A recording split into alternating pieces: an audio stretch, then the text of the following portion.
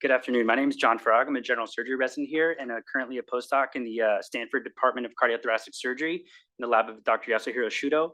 And this is my presentation. I have no disclosures. So ischemic heart disease is the leading cause of death and morbidity in the United States. Nearly 7 million Americans suffer the most severe form of IHD, which is ischemic heart failure. This number is projected to increase to 8.5 million by 2030, and a startling 1 in 10 Americans will develop ischemic heart failure in their lifetime. In 2020 alone, there were over 400,000 deaths attributed to ischemic heart failure, and concerningly, this number has increased every year since 2012 and is considered an underestimation.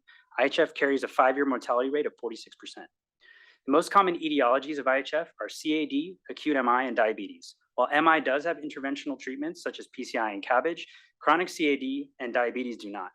Even in acute MI, PCI and CABG does not completely curb the risk of ischemic heart failure as microvascular malperfusion continues, leading to a 10% incidence of severe ischemic heart failure within 1 year of intervention. We are therefore led to the idea that microvascular malperfusion is the driving factor behind progressive deterioration seen in ischemic heart failure, but unfortunately no therapy exists to treat microvascular malperfusion. So what's been tried? Research is focused on cellular regenerative therapies, mostly listed here, and delivery methods have included intramyocardial injection, intracoronary infusions, and intravenous infusions. And here's just a short list of studies that combine those cell lines and those delivery methods. But none of those worked. So why did they fail? These methods fell flat for a few different reasons. Intramyocardial injections introduced a risk of electrical disturbances resulting in ventricular tachycardias, neoplastic foci, and complications such as bleeding or fistula. Additionally, the actual retention of cells was extremely low due to venous washout. Infusions fell victim to poor localization of ischemic tissue because blood will take the path of least resistance and ignore damaged microvasculature. So what's left? Our group has investigated the use of topical epicardial therapy for ischemic heart failure, and here's a short list of the pros and cons for this treatment. And with all these things in mind, here's how we designed our experiment. So first, we investigated the synergistic potential of EPCs and SMCs. EPCs have long been investigated for their ability to form vascular networks. However, these vascular networks were hamstrung by lack of paracrine signaling and nutrition, but that's where the SMCs come in. As you can see by this figure, SMCs provide support for EPC-mediated angiogenesis and significantly improve vascular network formation. Next, getting the cells and making the organoid. We obtain EPCs from donor peripheral blood and SMCs by phenotypically modulating mesenchymal stem cells obtained by donor bone marrow. As you can see here, our isolation methods yield desired cells with near 100% purity and as confirmed by IHC and flow cytometry. To make the organoids, 1 million cells per line are added to a specialized dish that allows cells to become adherent and form sheets. First, we add the SMCs to form a robust structure. Then we add EPCs so they have anchor points. We have these transmission electron microscopy and IHC images to show that cells form a distinct bilevel structure, which closely mimics the natural architecture of mature blood vessels, along with a picture of the final product just before transplantation. Now on to the fun part, transplantation. Step 1 of the in vivo studies is to create the ischemic heart failure model. This is done by inducing ischemia reperfusion injury via 60-minute balloon catheter occlusion of the LAD in a Yorkshire pig. And that looks something like this. First, we have initially clean coronaries. Then we have a fully occluded proximal LAD. And then again, afterwards, clean coronaries. This is important because this model leaves us with no residual macrovascular deficits, allowing us to focus on microvascular dysfunction to come. Step 2 is allowing the infarct to mature over 14 days, then going for thoracotomy plus or minus vascular organoid transplantation.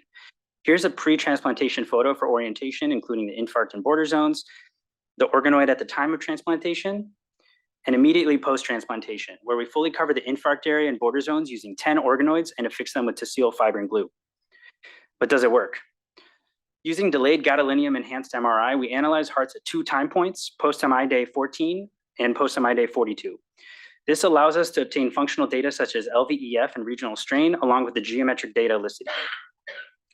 Using criteria from the Dallas Heart Study, we focused on 4 specific MRI parameters to evaluate dilated cardiomyopathy: increased LV mass index, preserved concentricity, increased LV EDV index, and not included here, but decreased LVEF. So starting with LVEF, first it's important to note that the baseline LVEF of a Yorkshire pig is 37 to 50%. We saw a low but similar initial LVEF between experimental and control groups, but the experimental group saw a significant increase over time, whereas the control group saw a significant decrease.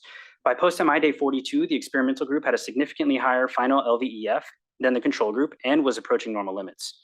Next was LV EDV index to understand the degree of LV dilatation. Both groups were initially elevated above normal limits, but the experimental group saw no change over time, whereas the control group significantly increased. There was a near significant difference in final LV-EDV index. We then looked at LV mass index to identify the degree of LV hypertrophy. As before, both groups were initially above normal limits, but over time, the experimental group saw a significant decrease, whereas the control group saw a significant increase. Final values were not significantly different, though the experimental group did drop within normal limits, and not pictured here was concentricity, which was preserved in all three groups. So the ex vivo analysis. At the time of explant, hearts were immediately sectioned into three segments: apex, mid, and base. From these three segments, we took specimens from the central infarct, border zone, and remote regions. For staining, we focused mostly on the border zone of the mid segments. As you can see on H&E, there's a very sparse, seemingly acellular region, which we believe to be infarct. That is confirmed on troponin staining, which stains healthy cardiomyocytes bright green. Excitingly, there's some collections of red stain cells, which are human nuclear antigen positive. These are human-derived cells that originate from the vascular organoid. Here, we see the same slice stained for von Willebrand factor, which is specific for human and pig endothelial cells, and alpha SMA, which is specific for human smooth muscle cells. Now, if we zoom in on this specific portion, we can look for vasculature. Here, we have small clusters of green cells surrounded by red cells, which we believe represent mature vasculature of human origin. We also see multiple examples of green cell clusters, which represent microvasculature of porcine origin. From here, we perform transcriptional analysis of the border zones.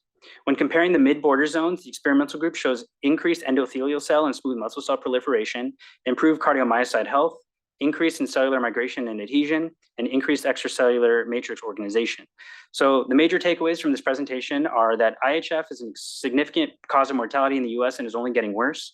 Microvascular malperfusion is the main driver for IHF progression, and there's no targeted treatment. And finally, transplantation of our EPC SMC-based vascular organoid in the setting of ischemic heart failure improves ventricular function, prevents progression of dilated cardiomyopathy, reduces the amount of adverse ventricular remodeling, and excitingly leads to angiogenesis, thus suggesting that vascular organoid transplantation has potential to be a first-of-its-kind interventional treatment for ischemic heart failure. I would like to thank Drs. Han and Cabebo, along with the Department of Surgery and the Stanford Children's Transplant and Tissue Center for Excellence for funding me, and Dr. Wu and the Department of Cardiothoracic Surgery and the American Heart Association for funding our projects. And special thank you to my mentor, Dr. Shudo, and to my lab members as well. And I will happy to take any questions. Thank you.